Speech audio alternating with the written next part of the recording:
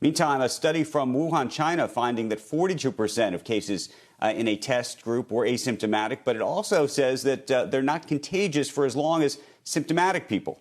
Joining us right now is Dr. Scott Gottlieb, former FDA commissioner and CNBC contributor, also serves on the board of Illumina and Pfizer. It's great to see you this morning, Doctor.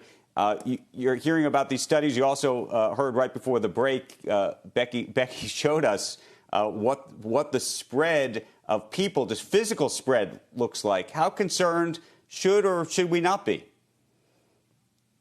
Well, look, we should be concerned if people are becoming complacent. I think the bigger risk are things that are done indoors where people are in close proximity to each other for extended periods of time. So you look at Las Vegas reopening its casinos.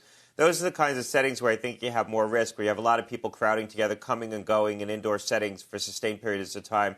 As far as the asymptomatic spread, we've been working on the assumption that anywhere from 20 to 40% of the infectious cases are, in fact, asymptomatic.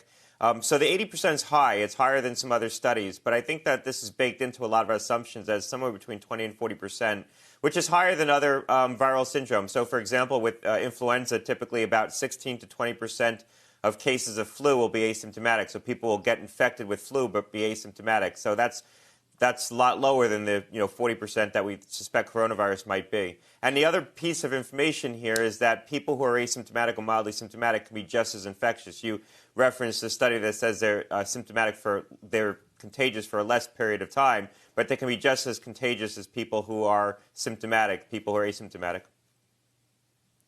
Let me ask you an indoor-outdoor question. I've been hearing from a number of real estate owners, people who own commercial and office real estate specifically, who are concerned about whether they need to actually retrofit their air conditioning and heating systems. You know, a lot of these LEED designated buildings recently have put the heat and the air conditioning on the floor with the idea that it actually rises up because heat rises to make it more efficient. But whether that is actually going to contribute and make this whole situation worse when and if people do go back to the office in meaningful ways.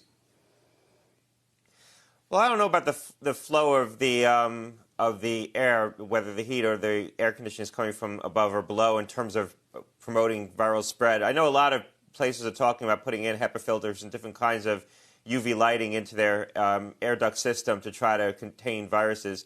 And, that's something that's probably prudent in certain settings where you have a confined space and you have poor air circulation, to have something in the air system that's going to clean the air, not just for coronavirus, but generally for all kinds of respiratory pathogens.